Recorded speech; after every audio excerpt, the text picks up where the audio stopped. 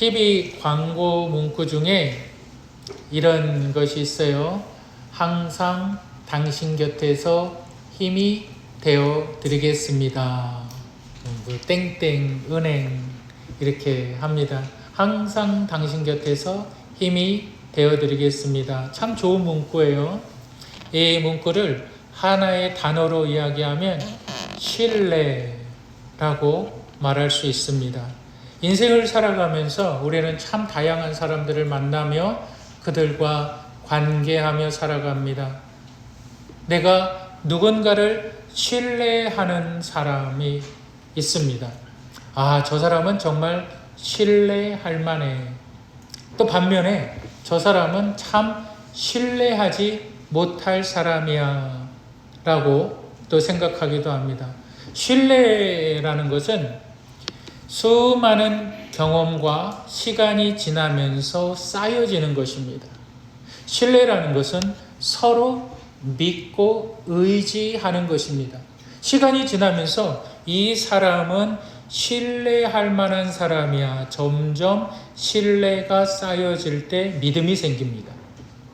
아, 이 사람은 신뢰하지 못할 사람이야. 뭘 근거로? 점점 시간이 지나감을 근거로 저 사람은 신뢰해서는 안 돼. 라는 교훈을 얻습니다. 이것도 믿음입니다. 우리는 신뢰와 믿음이라는 것을 생각할 때에 비슷하다고 생각을 합니다. 그러나 비슷하지만 신뢰와 믿음은 다릅니다. 신뢰는 반드시 쌓여지는 시간이 있습니다. 우리는 처음 만난 사람을 보고 아, 저 사람 신뢰해 라고 말하지 않아요. 수없이 많은 시간을 지나보고 나서 아, 저 사람은 신뢰할 만해 라는 결론을 내어놓습니다. 신뢰는 시간이 필요합니다. 경험이 필요하고요. 반면에 믿음은 직관적입니다. 믿음은 본능적입니다. 믿음이 직관적이고 본능적이라는 것은 하나님에 대해서 이렇게 이야기할 수가 있습니다. 나는 하나님을 믿어. 이건 본능적인 거예요. 나는 하나님을 믿어 라고 얘기할 때는 하나님에 대해서 그의 존재에 대해서 내가 논리적으로 설명하기는 참 어려워요. 내 지식적인 한계가 뒷받침되어지지 못할 때 또한 내가 그것이 지식적인 한계가 있다 그래도 하나님의 존재에 대해서 내가 100% 다른 사람에 대해서 다른 사람에게 납득시키기는 참 어렵습니다. 근데 하나님에 대한 믿음, 이것은 직관적이고 본능적입니다. 우리는 처음 사람을 만날 때도 그 사람의 인상을 보고 그 사람의 첫인상을 보고도 왠지 믿음이 가는 사람이 있어요. 왜 그럴까요? 믿음은 본능적이기 때문에 그래요. 믿음은 직관적이기 때문에 그렇습니다. 여러분, 오늘 우리가 읽은 본문은 신뢰를 통하여 믿음의 복을 받는 사건을 기록하고 있습니다. 여러분, 본문을 통해서 증거되어지는 말씀이 저와 여러분들에게 축복된 말씀이 되기를 주님의 이름으로 축복합니다. 오늘 말씀의 제목을 우리 한번 따라 하시겠습니다. 신뢰로 쌓아지는 믿음의 복. 신뢰로 쌓아지는 믿음의 복에서 우리가 기억해야 하는 첫 번째가 있는데 하나님과 신뢰를 쌓아가야 합니다. 다시 한번 하나님과 신뢰를 쌓아가야만 합니다. 여러분, 우리는 하나님과 신뢰를 쌓아가기 위해서는 첫 번째 믿음이 있어야 되는데 여러분, 믿음은 하나님께서 주시는 거예요. 믿음은 하나님께로부터 오는 거예요. 그런데 그 믿음이라는 것이 신뢰를 바탕으로 쌓여지지 않으면 믿음이 자라나지가 않아요. 믿음이 성장하지가 않아요. 그래서 우리가 믿음의 복이라는 것은 분명히 하나님께서 주시는 것이고 하늘로부터 오는 것이지만 누구나 믿음의 복을 받을 수가 없습니다. 누구나 믿음의 복을 받을 수가 없어요. 믿음은 분명히 하나님께서 주시는 거지만 그 믿음이 자라나서 그 믿음이 내 인생의 복이 되기까지는, 그 믿음이 내 인생의 열매를 맺기까지는 하나님과의 신뢰가 쌓여져야만 한다는 것입니다. 여러분, 오늘 하나님과의 그 신뢰를 쌓는 사람이 등장하는데 그 사람의 이름은 여호사밧이에요. 유다의 네 번째 왕입니다. 어느 날 여호사밧이 큰 위기를 당하게 돼요. 그 위기가 암몬 족속과 모압 족속이 그 남왕국 유다를 쳐들어오는 상황이에요. 암몬 족속과 모압 족속은 아브라함 조카 롯의 첫 아들, 둘째 아들 암몬과 모압. 근데 이 둘 자손들이 어디서부터 시작되냐면 근친상간으로부터 시작된 자들이에요. 이들은 전쟁을 즐겨하는 민족들이고 이들은 전쟁을 자랑하는 민족들이에요. 근데 이 두 나라가 합쳐서 남왕국 유다를 쳐들어오는 상황이에요. 마치 남왕국 유다는 풍전등화와 같이 바람 앞에 등불과 같이 절대절명의 위기에 처한 상황이었습니다. 그때 여호사밧이 하나님과의 신뢰의 관계를 쌓아간 여호사밧이 기도를 합니다. 어떻게 기도할까요? 우리 20장 12절을 한번 다 같이 읽겠습니다.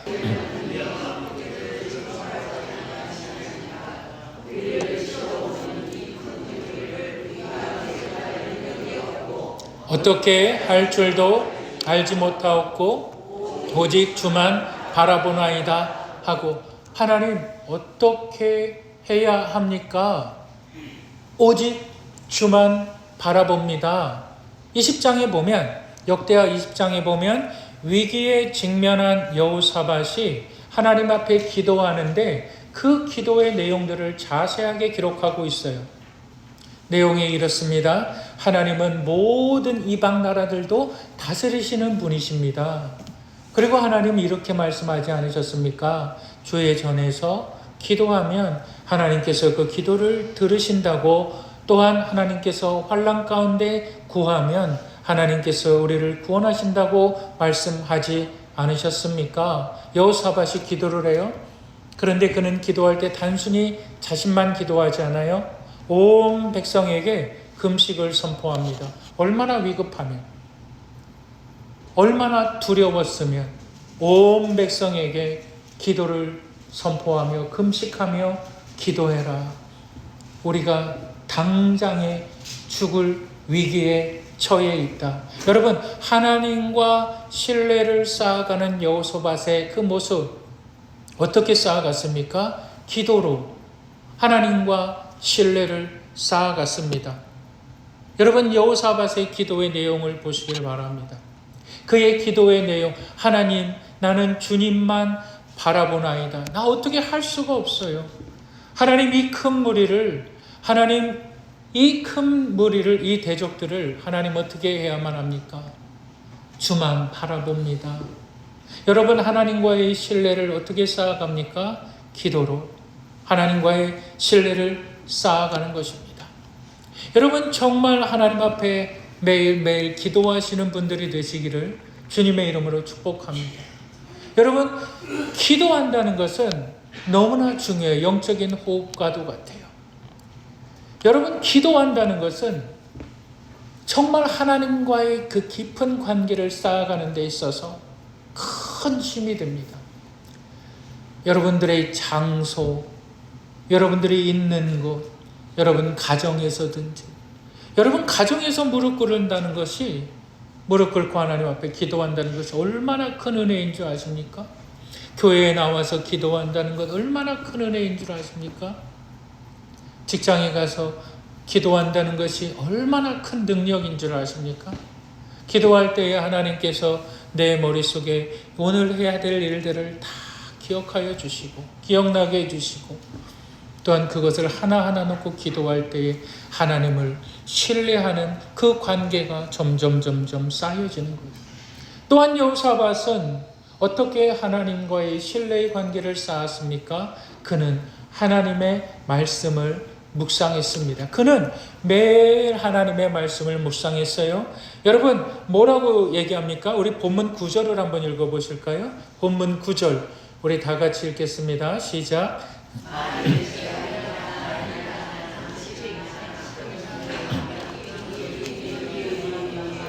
주의 이름이 이 성전에 있으니 우리가 이 성전 앞과 주 앞에 서서 이 환난 가운데에서 주께 부르짖은즉 들으시고 구원하리라 하였나이다. 지금 무엇을 근거로 여호사밧이 하나님께 기도합니까? 하나님의 말씀을 근거로.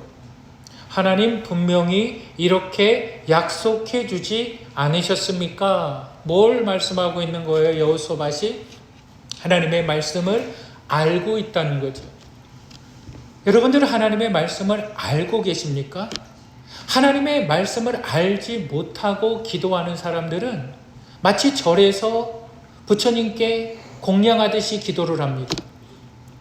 마치 하나님의 말씀을 알지 못하고 기도하는 사람들은 그 기도의 내용들이 중언부언이에요.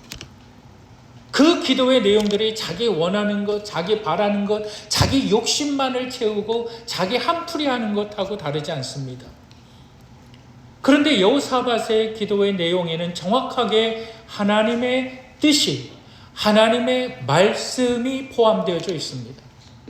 주의 전에서 기도할 때에 하나님 이렇게 말씀하지 않으셨습니까? 재난 가운데에 하나님 이렇게 구원하신다고 말씀해 주지 않으셨습니까? 하나님과의 관계를, 신뢰의 관계를 쌓아가는 여호사밧의 모습을 보시길 바랍니다. 여러분들이 기도할 때에 무슨 말씀을 근거로 기도합니까? 여러분들을 붙들어주는 그 말씀이 있습니까? 여러분들이 하나님과의 신뢰의 관계를 쌓아가기 위해서 무엇이 여러분들을 붙들고 있습니까? 내 환경입니까? 내 지식입니까? 무엇을 붙들고 하나님 앞에 나아갑니까? 내 욕심이지요. 내 원함이고 내 바람이지요. 그것이 아니라 하나님과의 신뢰의 관계를 쌓아가기 위해서는 하나님의 말씀을 붙들고 기도할 수 있는 사람들. 그래서 하나님과의 신뢰의 관계는 말씀이 차곡차곡 쌓여지는 사람들. 그러한 사람들이 하나님과의 신뢰의 관계를 쌓을 수 있는 것입니다. 그리고 하나님과의 신뢰의 관계를 쌓아갔던 여호사밧의 모습을 보면 하나님 앞에 찬양이 있었습니다. 하나님 앞에 감사가 있었어요. 그는 하나님 앞에 찬양하는 자였어요. 감사하는 자였어요. 여러분, 찬양은 신비한 하나님의 영적인 능력이 있어요.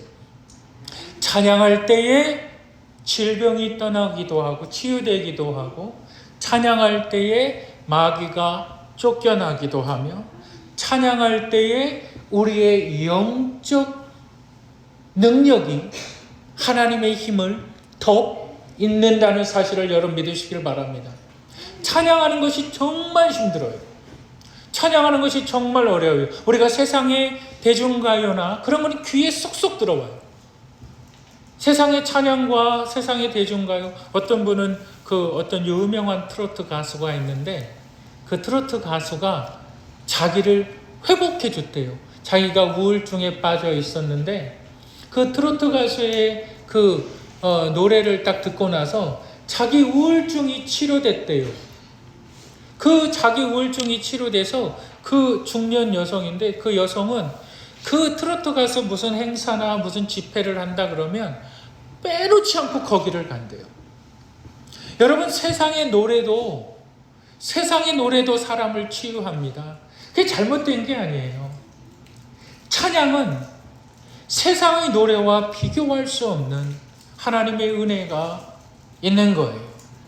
여호사밧이 어떻게 하나님과의 신뢰의 관계를 쌓아갔느냐, 그의 시간이 어떻게 하나님 앞에 드려졌느냐, 그것은 기도와 말씀과 찬양이었어요. 신뢰는 하루아침에 쌓여지는 것이 아닙니다. 우리가 하나님과의 신뢰를 쌓아지지 못한다고 생각할 때 우리는 하나님을 신뢰하지 못하는 것이에요. 하나님 앞에 기도하지 않는 사람이 하나님을 신뢰한다라고 말 못하는 거예요. 여러분 속지 마시길 바랍니다. 하나님의 말씀이 없는 사람이 하나님을 신뢰한다라고 착각하지 마시길 바랍니다. 내 입술 가운데 찬양이 없는 사람이 하나님을 신뢰한다라고 착각에 빠지지 마시기를 주님의 이름으로 권면합니다. 하나님과는 신뢰의 기관들이, 신뢰의 시간들이 있어야 되는 거예요. 그래야 믿음의 열매를 맺는 거예요. 신뢰로 쌓아지는 믿음의 복에서 우리가 기억해야 하는 두 번째가 있는데 우리 한번 따라 하시겠습니다. 믿음의 복을 받자. 믿음의 복을 받는 분들이 되시기를 주님의 이름으로 축복합니다. 여러분, 신뢰가 쌓여질 때 그 신뢰를 통하여 믿음의 열매, 믿음이 아니에요. 믿음은 본능적이에요. 믿음은 하나님께서 주시는 거라고요. 믿음은 하나님께서 주시는 거예요. 근데 그 믿음이 복이 되기 위해서는, 믿음이 열매가 되기 위해서는 하나님과의 신뢰를 쌓아가야만 된다. 근데 하나님과의 신뢰를 쌓아갈 때 나에게 주어지는 믿음의 복, 어떠한 복이냐? 신비한 복이에요. 놀라운 복이에요. 기이한 복이에요. 여러분, 우리 한번 20장 20절을 한번 다 같이 읽겠습니다.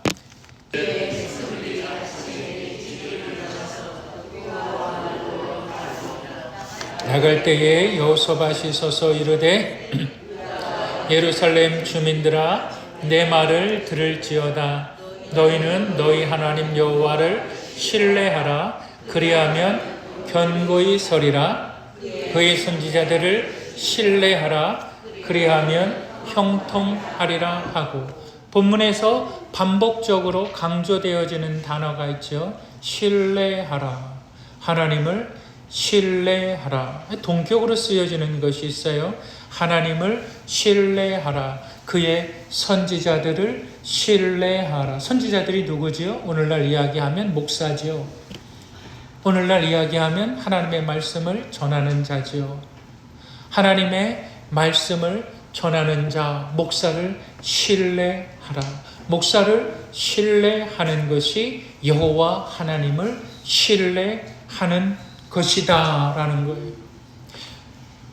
여호사밧이, 믿음의 복을 받은 여호사밧이 주의 종을 신뢰했어요. 그는 자신이 처한 모든 문제 가운데에서, 이 위급한 상황 가운데에서 야하시엘에게 다가갑니다. 선지자 야하시엘에게 다가가요. 그리고 나서 선지자에게 말을 하죠. 선지자 야하시엘이요, 우리나라가 이렇게 위급한 상황에 빠져 있습니다. 어떻게 해야 할까요? 선지자가 그 말씀을 가지고 그대로 하나님 앞에 나아가죠. 하나님, 지금 여호사밧 왕과 유다 백성들이 이러한 위기에 처해 있습니다. 하나님, 어떻게 해야 할까요? 하나님께서 그의 종을 통해서 말씀을 해 주시지요. 여러분, 우리 한번 15절을 읽겠습니다.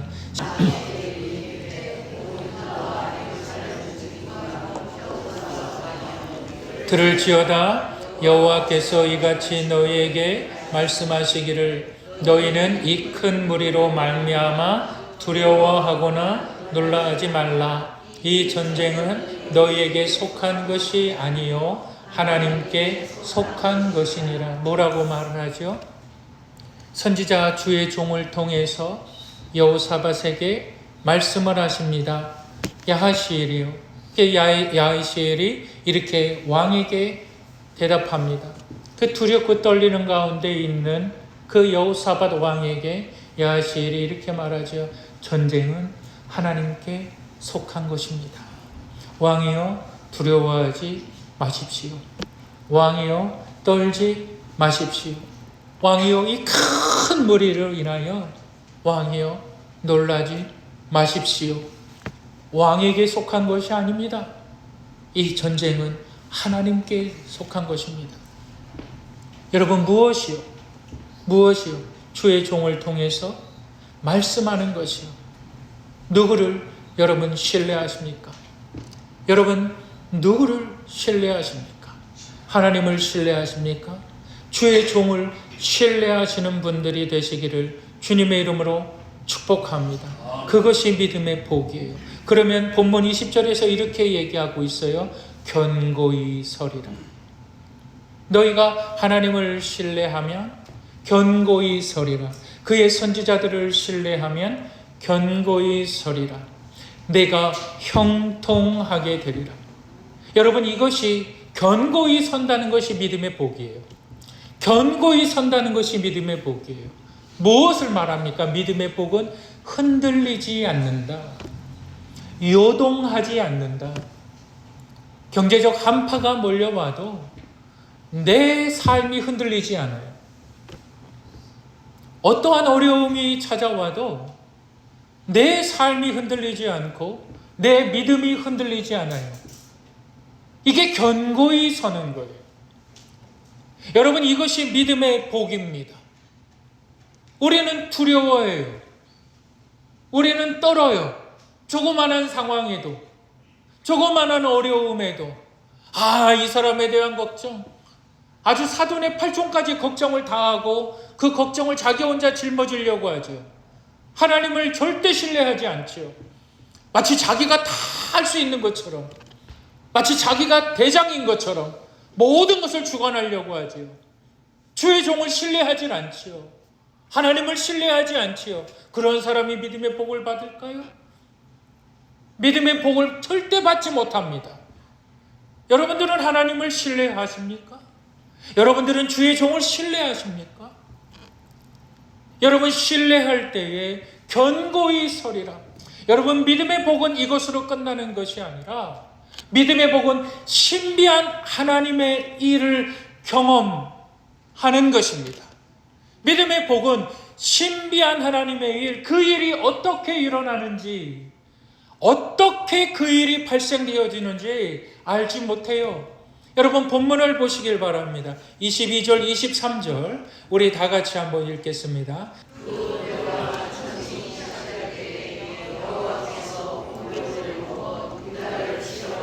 암몬 자손과 모압과 세일산 주민들을 치게 하심으로 그들이 패하였으니 23절 곧 암몬과 모압 자손이 일어나 세일산 주민들을 쳐서 진멸하고 세일 주민들을 멸한 후에는 그들이 서로 쳐 죽였더라. 신비한 일이 일어나는데 인간의 지성으로는, 지식으로는 경험할 수 없는 신비한 믿음의 일이 일어나는데, 여러분 보시길 바랍니다. 그 노래의 찬송이 시작될 때에 여러분이 미친 짓이죠. 지금 암몬 자손과 모압 자손이 쳐들어오는 상황이죠. 근데 미친 짓을 하는 거예요. 그 미친 짓이 뭡니까? 빨리빨리 싸울 수 있는 군인들을 모아라. 전쟁에 빨리빨리 투입을 시켜서 진열을 갖추어라. 이래야 맞잖아요. 근데 노래하래요. 하나님께 찬양하래요. 전쟁이 일어나는 상황인데 감사하래요. 전쟁이 일어나는 상황에 감사하래요. 그리고 이어지는 것이 뭐냐면 암몬 족속과 모압 족속이 세일산 주민들과 싸우니라. 갑자기 누가 등장하냐면 세일산 주민들이 갑자기 등장해요. 본문 가운데 세일산 주민들이 누굽니까? 바로 이스라엘의 시작은 야곱으로부터 시작이 되거든요. 근데 세일산 주민은 에서로부터 시작되는 에돔 족속의 후예들이에요.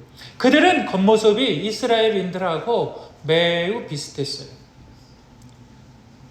암몬 족속과 모압 족속들이 지금 누구를 대상으로 싸움을 하느냐? 세일산 주민들을 대상으로 싸움을 하는 거예요. 에돔 족속을 대상으로. 자기들은 분명히 이스라엘 남왕국 유다를 치러 왔는데, 남왕국 유다를 정복하려고 왔는데, 감사할 때에, 찬송할 때에 그들이 눈이 뒤집혀 버린 거예요. 어떻게 뒤집혔는지, 왜 뒤집혔는지 몰라요. 근데 성경이 기록하는 것은 그들이 대상이 바뀌었더라 이거예요. 남왕국 유다에서 세일산 주민으로 그들의 대상이 바뀌었더라. 근데 성경은 뭐라고 기록하고 있냐면, 그들이 감사와 그들이 찬양할 때에 여호와께서 복병을 두셨더라 라고 말합니다. 이 신비한 일을, 이 놀라운 일을 우리의 지식으로, 우리의 지성으로, 우리의 논리로 어떻게 표현하고 어떻게 설명할 수가 있겠어요? 여러분, 이것이 믿음의 복이라는 거예요. 이것이 믿음의 복이라는 거예요. 내가 하나님 앞에 나와서 1시간 예배 드리는 것, 내가 하나님 앞에 나와서 기도하는 것, 하나님 앞에 예물을 드리는 것, 하나님 앞에 헌금을 하는 것, 하나님 앞에 나와 감사하는 것, 하나님의 말씀을 듣는 것, 다 부질없는 일이다. 다 헛된 일이다. 그거 해봤자 아무 소용이 없더라. 이렇게 생각할 수가 있어요. 우리는 이렇게 생각할 수가 있어요. 그런데 믿음의 복이라는 것은 내가 하나님을 예배할 때에 하나님이 일하신다는 것, 내가 하나님을 찬양할 때에 하나님 일하신다는 것, 내가 하나님 앞에 기도할 때에 하나님 일하신다는 거예요. 그가 어떻게 일을 하시는지, 그의 지혜로 일을 하신다는 거예요. 그가 나를 어떻게 보호하시는지, 그가 나를 어떻게 돌보시는지, 그것이 감사와 찬양과 예배에 있다. 이게 어떻게 논리로 설명이 되지요? 이게 어떻게 과학적인 증거의 단계를 거칠 수가 있습니까? 믿음의 영역은 증거의 단계가 아니라 믿음은 본능적으로 아는 것입니다. 하나님이 일하셨다. 믿음은 직관적으로 하나님의 개입하심을 아는 거예요. 하나님이 내 삶에 개입하셨다. 하나님이 복을 주셨다. 여러분, 이것이 믿음의 복이에요. 2025년을 하나님 앞에 드리면서 저는 하나님께 3가지를 구했어요. 하나님, 우리 영생에 속한 성도들이 믿음의 복을 받게 해 주시옵소서. 하나님, 건강의 복을 받게 해 주시옵소서.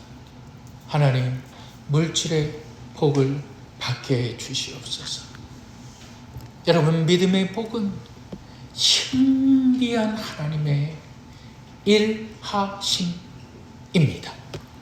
여러분, 믿음의 복을 여러분들의 짧은 지식으로 상상하지 마시길 바랍니다. 여러분들의 삶의 영역을 하나님께서 얼마나 넓혀 가실지, 여러분들의 인생의 영역 가운데 하나님 어떻게 일하실지 우리는 몰라요. 그런데 본문은 정확하게 22절에 이렇게 기록하고 있습니다. 그 노래와 찬송이 시작될 때에, 그 노래와 찬송이 시작될 때에, 너는 찬송하고 있고 너는 하나님을 예배하고 있지만 여호와께서 복병을 두어 여호와께서 일하신다. 사람이 일하면 사람이 일할 뿐이지만 사람이 예배하면 하나님이 일하시는 거예요. 여러분, 이 영적 진리를, 이 영적 비밀을 깨달으시는 분들이 되시기를 주님의 이름으로 축복합니다. 이 복을 누리시는 저와 여러분들이 되시기를 주님의 이름으로 축복합니다.